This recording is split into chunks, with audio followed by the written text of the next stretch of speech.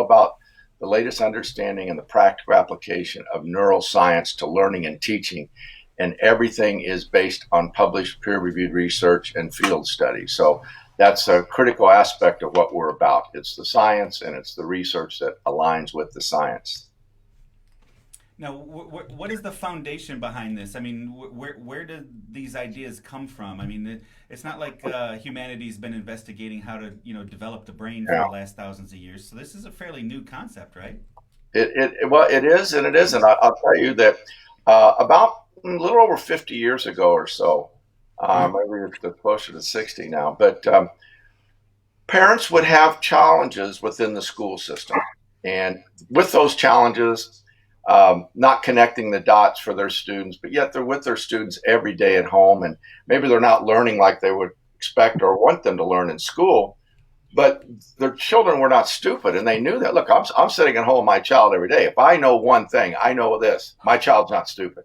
He may not be getting what they're giving the way they're giving it or presenting it, but I know my child's not stupid. So not getting answers, because schools are not prepared to, and they don't have the appropriate tools to unpack the learning and teaching process in a way that allows and empowers a parent or an instructor to be very surgical in their efforts and how they build learning capacity. Recognizing what the challenges were, they would go on their search. Some parents just don't give up. And eventually they would end up at either a speech and language pathologist's office, a clinical psychologist, occupational therapist, perhaps a neurologist, all of the different disciplines that work with the brain. And when they have an opportunity to have that meeting, they say, look, we can certainly tell you exactly where the challenges are and what's going on. And so they have what they call the Woodcock-Johnson Cognitive Battery and Achievement Test, the Woodcock-Johnson Cognitive Battery and Achievement Test, which is an amazing tool, and really by the industry is considered the gold standard.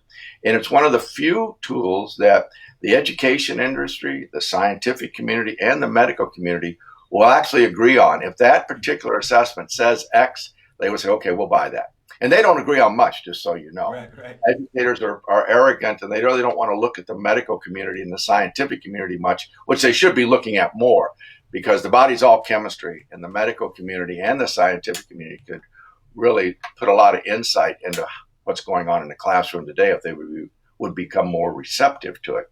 So what would happen is you take that assessment, the doctor would say, okay, great. Here's your child's gaps. Here's the strengths. Here's the weaknesses. If you can remediate these challenges, your child will be able to learn as well as any child has ever learned before. Of course, what would you say as a mom? Great, let's go fix it. And the doctor say, wait a minute. I can't tell you how to fix it. I can only tell you where the problem is. And that was the birth of BrainWare. What had happened is these doctors, because this assessment is not an inexpensive proposition if you take the full battery. The full battery, I've never seen it administered for less than $2,000. And in Park Avenue in New York, I have a clinician, because we operate about 900 clinics around the world. And I have a clinician in Manhattan that charges $6,000 to do this assessment. Wow. So it's not an inexpensive proposition. Two things. Number one, it will tell you what you need to know. So that's a good thing. The second thing, what we found, though, it can overpower you if you're a parent. There's just so much data that you don't really know quite what to do with it. And that's one of the challenges that we found over the years. We did all of our original research with the Woodcock-Johnson because it was considered a gold standard, regardless of the fact that it was expensive. We wanted to really put our ability to do what we say we do against the strictest criteria, highest standard criteria before we start making claims. So so our doctors got together and said, well, this is crazy, man. We charge all this money and I can never help the parent. I can never do it. I'm a vision developmental specialist. I'm trained in visual processing, and everything I've got in my toolkit and everything I learned at my university, it isn't enough. It isn't enough to drive massive cognitive growth in a short period of time that's sustainable and transferable. And there was an auditory guy saying things. He said, with all of my knowledge and all of my expertise in auditory processing and how the brain works, it's not enough. So they started to think, well, they've been working at this a while. I said, wait a minute, if the brain, we believe, is a highly integrated systemic organ, maybe we should look at building the brain like the brain works. And let's forget a lot of the silo thinking that our university professors kept preaching to us. For example, speech and language pathology, Doc, you'll know this. The speech and language pathologists were in one ivory tower silo. And their professors told, if you're a speech and language pathologist, you know everything about the brain and how it works, and you don't need to interact with anybody else because you got all the answers. Well, they believed it. And occupational therapists, schools of thinking, believed and propagated the same thing. Vision developmental, same thing. And the most arrogant of all were the neurologists. They didn't want to listen to anybody else. But they all, in reality, had very good practices. They all had substantive stuff that was valuable. Right. But by itself, it couldn't do what needed to be done. Well, I think the old adage is that if the only tool you have is a hammer, every problem's a nail, right? Well, you just described American education. Every challenge is a nail. Each specialist has their tool, and then you begin to realize that, or you begin to believe that that's the solution to all the problems. But an organization like yours, my understanding is from the research, a little bit of research I've done, you've kind of been able to pull all those different disciplines together in a cohesive plan to be able to improve cognitive ability. Is that right? Yeah, that was really our principal theory. And so what had happened is they started working in trial and error. Started with 2 doctors, grew to over 350 clinicians around the world, sharing ideas and trial and error. Well, I do this. What do you do? I do that. What do you do? And over a period of time, they developed these group of skills with 41 cognitive skills. People say, why these 43? Well, 43 now. Because these 43 were determined to drive the greatest cognitive growth in the shortest period of time that was sustainable and transferable. And so they were just collegial and sharing back and forth. And it was one-on-one, and anybody can do to a clinic right now and go get one-on-one therapy, but you'll spend at the end of the day before you're done somewhere between $12,000 and $16,000. And if you can afford that, it's great. It's there and it's effective. And we're 900 clinics, so I propagate that. But there's also, you now can do it in your home for far less money. It's more efficient. Wow. And Raj, let me. So let's assume. Look, I have go back now to this present period. This is I have an 8-year-old and a teenager in high school.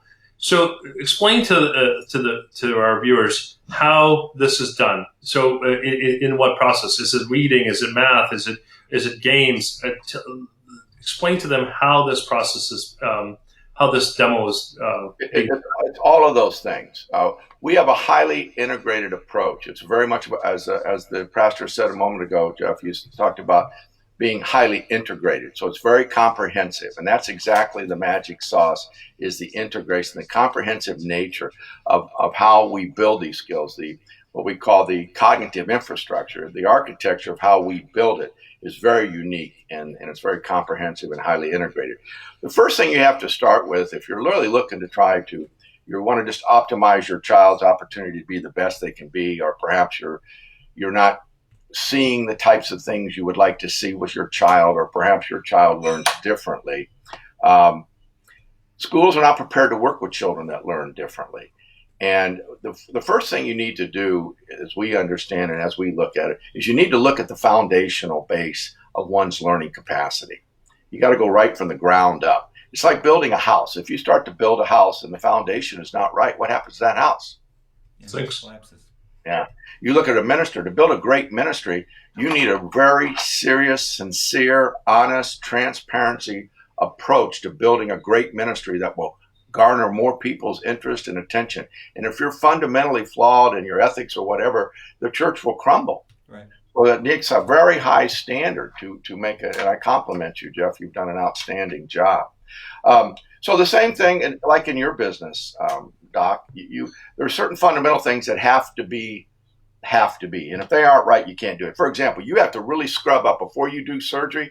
It's fundamental. You've got to scrub those hands for 20 seconds. Boom, boom, boom, right? And if you don't do that, you're going to have a problem. You're going to have a potential problem. So there's fundamental things that are unquestioned. So we do more than 20 seconds. Yeah. More than 20 seconds. Yeah, more than 20. So the point being is, we look at the foundation. If you don't have a good foundation, that house will fall. We all know that. You've got to have a foundation. So the first thing you want to do is unpack the learning and teaching process. So you can see very clearly where the strengths are and where the weaknesses are at an individual. before you can do that. If you were a doctor, as you are, Doc, I don't imagine anybody's ever walked in your office and handed you a scalpel and said, look, just start cutting on me, Doc, until we find something that's not right, and then we'll deal with it. Nobody would do that, you know. So, yeah. But yet that's what we do with our children in education every day. They walk in that door the first day. They look at them. Well, they got two hands, they got a head, and they got a, okay, I've got my subject matter based on my state curriculum. My job is to take that subject matter and shove it in their heads. And if it works, great. If it doesn't, who cares? We'll just move on. So, Roger, let me ask you a question. When you're talking about identifying strengths and weaknesses, as a parent, you know, should I focus on improving my child's weaknesses more, or should I focus on capitalizing on my child's strengths more? Which is going to see the greatest gains? I think we don't look at it that way. The brain's a highly integrated systemic organ. So what you want to do, you want to clearly, because you don't want to deal with symptoms. The right question is, you want to deal with cause. Education only deals with symptoms. We deal with cause. So you want to identify the cause of the behavior that you're experiencing and you're not happy with, or that you want to improve upon.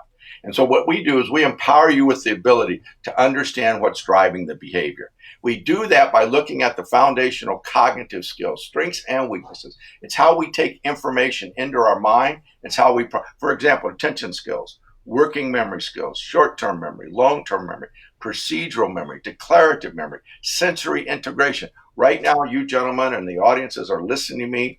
You're thinking about every experience you had, everything you've studied, everything you've done, as your experience as a father, and you're trying to make as much sense out of what I'm saying as possible. Mm-hmm. The brain seeks two things, pleasure and order. You're going as quick as you can. If your cognitive foundational skills are working well, you're going to be able to take a lot of information in. You're not going to get flustered. You're going to make perfect sense and perfect order to it. You're going to be able to come out with a much better decision and understanding and comprehending of what I'm saying. So if you look at those underlying skills, strengths or weaknesses, you need to identify. We do that through an assessment through the University of Pennsylvania School of Medicine. It's scientifically normed to all the criteria that a scientist like the doc would expect and demand. And it takes about an hour online. Unlike the Woodcock Johnson that costs thousands of dollars, we do it for hundreds of dollars. And we do it online for about an hour. Then it goes back to our clinical team, speech and language, neural educators, some neurologists. We have different people that evaluate that data. And they come out of that data with a personalized learning plan for that particular student based upon their strengths or weaknesses. Now, it's interesting. In the pre-test, you build it on where they are. Now, once they've been the prescription and gone through BrainWare, then you have a post-assessment evaluations. You're going to see a whole different level of strengths. Now you once again reconstruct another personalized learning plan based upon the new you, because you're not going to have some of those deficiencies. There's no silver bullets. I want to be clear on that. There are no silver bullets, but we can optimize and polish up and make your DNA shine like a bright ember in the sky. And that's our role. We want to take your DNA of everything that's great about your mom and it's great about your dad and it's great about our father and make it the best it could be. Because I tell you this, and I assure you this, God did not make any junk, and he did not start with your child. That's right. I totally agree with you, and I think where I've seen kids, that get, even in the classroom growing up, that were really good, gifted kids. I think some of the teachers weren't. Obviously, it's not just the teacher's fault, but it's the parenting. The fact is, I think there's always, every child is a gifted child. Bringing the best out of them is the ability. We just don't have time. So you have a classroom of 40 kids, and the teacher has to sit there and a lot of pressures on them, trying to get our standardized test and being able to use that system to teach that information to these kids. So I think we need to be able to have new innovative programs to help our teachers get better tools and start paying attention to this. I'll tell you something, and to switch this a little bit, Raj, is there a cutoff point? Like, for example, I'll tell you something. I'm about right brain, left brain guy. And I'll tell you some of the things about learning. If you're used to, we're creatures of habit. We get up in the morning at a specific time. We go to bed at a specific time. We come down, we brush our teeth or do whatever we have to do with either right hand or left hand. We come down the stairwell, the same pattern, and every day creatures of habit. The thing is, if you switch that, if you brush your teeth on the other hand, or if you go down the other set of stairs, or you instead of right side, you go left side, it confuses the brain. It feels odd. it feels awkward because the brain is forced to learning something new. Mm-hmm. Actually, I learned this through the martial arts, and so right hand, left hand. And so at the end, when you're implementing both sides, the brain is forced to learn new things, new neural pathways are being cemented. And I'll tell you why I'm saying all this is that I remember guys in surgery, some of the old timers, they would sit there and they would do a crossword puzzle. They would do Sudoku or something else to just get the brain going. And I often ask them, so what is it you're doing? But they're programming their brain to think in a certain way. It was really fascinating. And is there anything for us at our age sitting here? Is BrainWare important for us to take as well? Well, yeah, I think that what you're seeing right now is there's a metamorphosis of time. I'll use the analogy of physical fitness. There was a time, the only time you really did any physical fitness of any significant nature, it was because to rehabilitate something. If you think about your parents or your parents' parents, you don't see your grandpa at 90 years old or 80 running around the block, doing lifts and push-ups and sit-ups. You just didn't see that.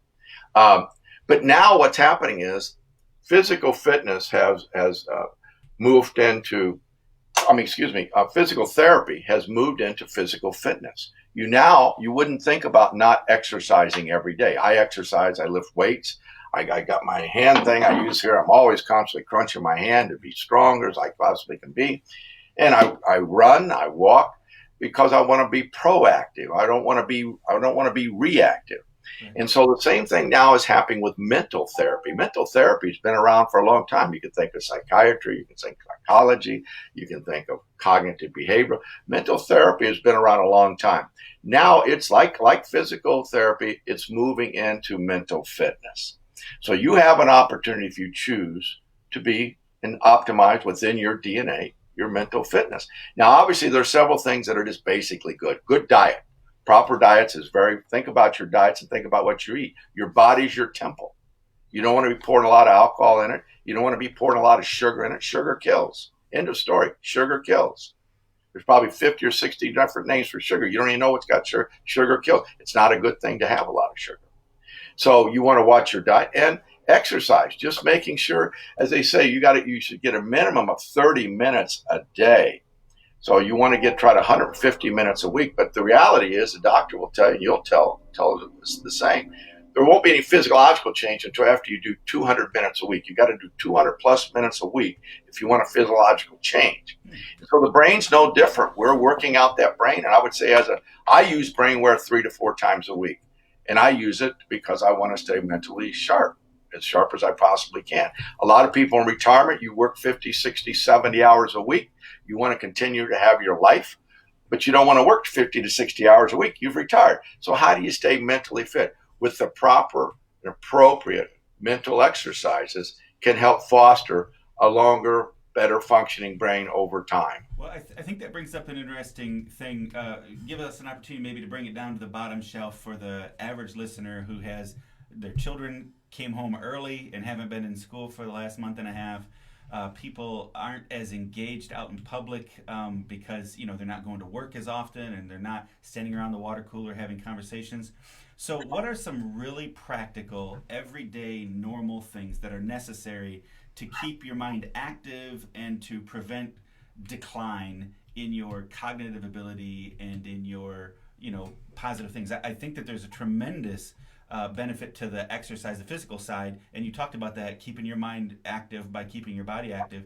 But what are some of the other things that people can do? As we have about 4 or 5 more minutes, what are some practical things that people can do for themselves and their children that would help keep their mind active? Okay, I want to say 2 things. I'm glad you brought this up, but the first thing, we were talking about people being a little concerned or having things going on in their life that aren't normals and new normals and how that might affect them during this most unusual time of our lives. The number one thing is you need to work on is you've got to keep mentally strong. Do whatever it takes. Keep all negativity out of your mind. Don't talk about negativity. Don't pray how negative this is. Oh my God, what am I going to do? Am I going to stop? Think positive all the time. If anybody is being negative around you, cut them out of your life like a cancer. Yeah. Only be positive. Because that's what's going to get you through is your mental capacities to deal with reality as it is. I often give lectures a lot about this. And when I talk to parents, and I'll get in front of a group and I'll say, hey, how many people got kids in here? And everybody's got kids. How many has a PhD in parenting? Everybody looks at me like a deer in headlights. I said, I know how that works. But the reality is, with your brain, each and every day, stuff are going to happen to you. Stuff's going to happen. If you live long enough, there's a great equalizer. I'll be in front of audiences. I'll say, some of you in this room think you're prettier than the other people. Some of you think you got more style. Some of you think you got more muscles. Some of you think you're just smarter. Some of you think there's just better than. But I'm going to tell you, there's an equalizer. Here's what it is. Somebody's going to lie about you. Somebody's going to lie to you. Somebody's going to abuse you. You're going to think somebody took advantage of you. You're going to think somebody's talking negative behind your back. Whatever it is that's negative, it's going to happen to you. There are no exclusions. But you know what? Nobody gives a damn. It's about how you respond. Absolutely. That defines who you are as a human being. That's the only thing you can control, is your response. And I believe this. If you want to optimize your capacity to be the best you can be, and take all these challenging situations that are coming at you and be able to deal with them in a fair and balanced ways so you don't feel emotionally crushed every day, yeah. I say BrainWare. And you use that on a regular basis. But if you're not going to use BrainWare, good exercise, the things that Doc talked about, get up every other morning, brush your teeth with the other hand, right? Run up and down. I was going to mention that. I think it's great that you brought up the power of positive thinking, right? The old adage, if you think you can or you think you can't, you're both right. You're probably right. And that's true. There is so much research behind the idea of positivity. And that's not sticking your head in the sand and not paying attention to what's going on around you, but it's choosing to say, you know what, here's a problem, and I'm going to go after it. And I believe that people are intelligent, and that I have the ability to push into this and find solutions for me and my life. If you have a positive outlook on that, you tend to achieve more and go further, and those people live healthier lives. And you guys are doctors, you know more about that. But then the physical side, the physical activities. And then, Dr. Singh, I think really what you were hinting at there was do something different and learn a new skill. Right. It will help as much as making your kids sit in there and do more math problems or learn how to graph out a sentence. Right. If we would teach them or help them learn new skill sets, that would help enhance their cognitive focus and keep their mind active. Is that right? Absolutely. And I was telling my kids, look, washing dishes is not just washing dishes, going to perfection. The Japanese would do calligraphy, and it's perfecting the art of just being, the way you're making the words and just practicing, because it applies in many ways in the fields. And so I tell my kids this, of course, I want them to do the dishes and make their beds, but at the end of the game, it's far more than this. And we got to focus on this. The fact that these small things mean a lot when we go into doing other life skills. And so these are important factors that we're learning as we unravel the brain, as Raj has talked earlier, and all the research is showing. So we have to, we don't stop at 50 and do nothing. We constantly learn, we constantly grow. I remember way back in med school reading about an old German couple in Germany. I think they were in the 70s and going into the 80s. They were memorizing the phone book. It showed that memory didn't decline, but they actually memorized. They were just, they were inspired in some way to learn something, and they would actually memorize line by line the pages of the phone book to show that memory didn't decrease with age, but can actually be harnessed. And so at this point, we think because we retire, because we're at home, because of this certain situation, this is called learned helplessness. We need to get out, we need to empower, and we need to grow. Yes. Good. I think it's very. I just want to say one thing about teachers. We've talked a lot about teachers. I think teachers are a big gift in life, and I think that teachers are you don't get teachers and like pastors and doctors and politicians. They all have massive egos, massive egos. They become doctors and politicians because they want to help people. They want to help people. They want to serve people. Teachers want to serve. Pastors want to serve. Politicians want to serve. Doctors want to. That's hopefully what gets them into service. They want to serve. But they're smart. They're educated. They get a degree. So believe me, believe this if you believe nothing else today. If your child learns differently, the cavalry is not coming.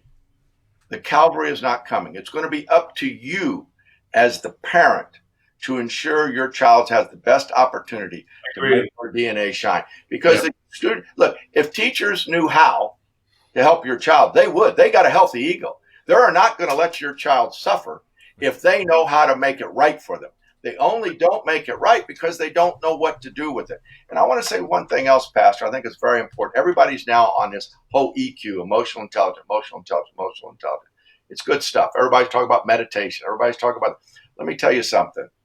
Prayer was the first meditation. Right. Yeah. People have forgot. We got to have all this stuff. We got to go back. No, I'm telling you, prayer is the original form of meditation. Yeah. Prayer can be as much as and help you as much as any of these tools, these apps, this, prayer. That is the original. That's the whole purpose of it. And think about how grateful you are. I tell all of my clients every day when they get up with their children during this stuff, 2 things you want to do before you go to bed at night. Everyone goes around the table and says, okay, tell me what you're grateful for today. Now, you as the parent might have to take the lead. I'm grateful today because I was out working in the yard and I have both of my feet and I was able to walk around that yard and do everything I needed to do. And I just want to let everybody at this table know how grateful I am that I was born with 2 feet. And I don't take that for granted. And I would tell everybody not only every morning when you get up, but night before you go to bed, you do it both times. Everybody's got something to be grateful. And then the kids will start thinking, well, I'm grateful because I got 2 hands and I can play my Nintendo really well.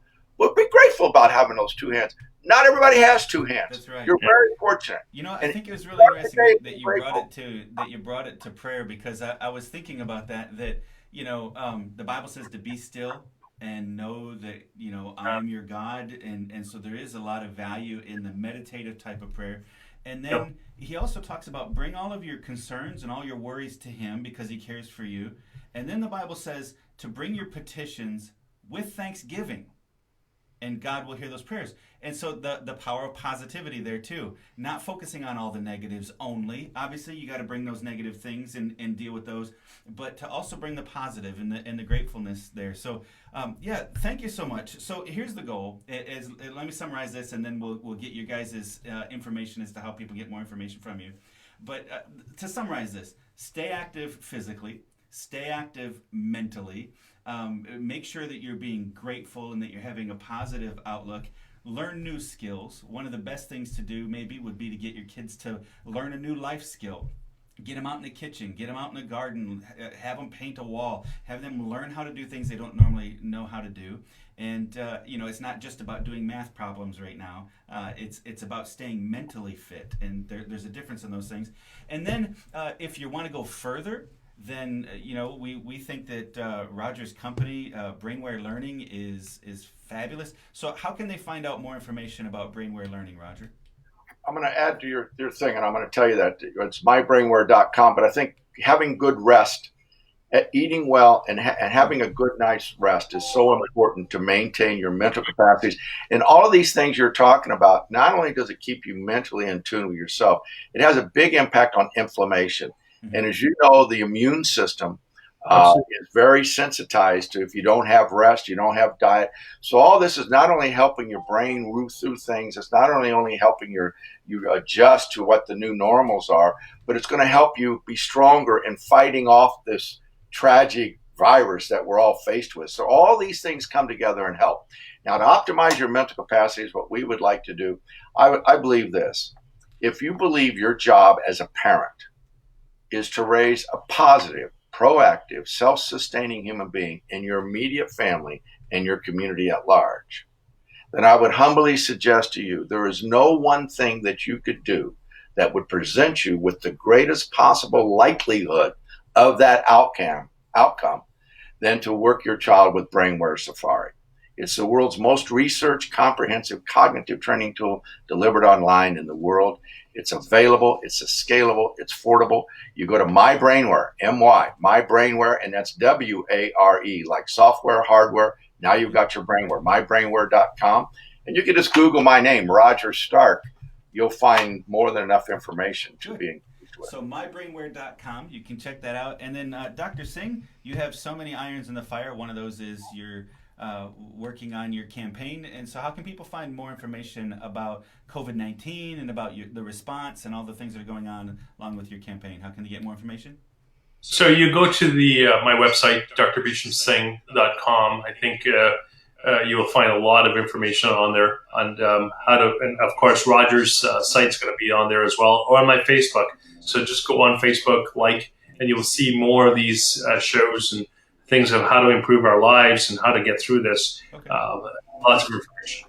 And if people would like to help you get on the ballot, there's still a little bit more time left for that, I believe, and they can get more information on that for the 10th Congressional District as well on your website?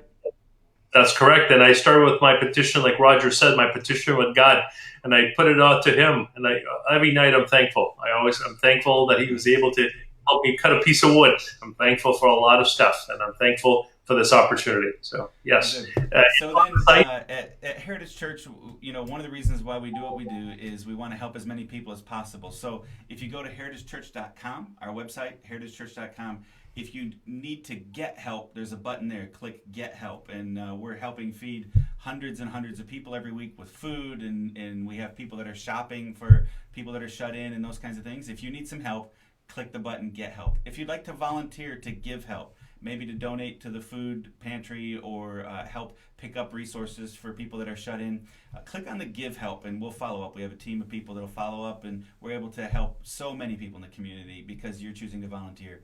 And then one last reminder as we finish off, and that is that Dr. Singh and Dr. Huffine and some of the others that we've talked about, we've been pursuing some PPE resources for our local hospitals and doctors. We're just about ready to finish that up. We've had several $1,000s come in to be able to do that locally. And if you are interested in donating this week, it's still available. You can click on that button as well and donate. And 100% of what comes in, Heritage Church doesn't keep any of that. We'll give that to be able to purchase PPEs for the local responders and frontline workers. So thank you so much for joining us today. And we'll do another episode soon of A Doctor's in the House. Thank you, gentlemen, for joining us. And thanks for having me. God bless our viewers, and we'll see you next time. Thank you very much. Bye-bye. Blessings.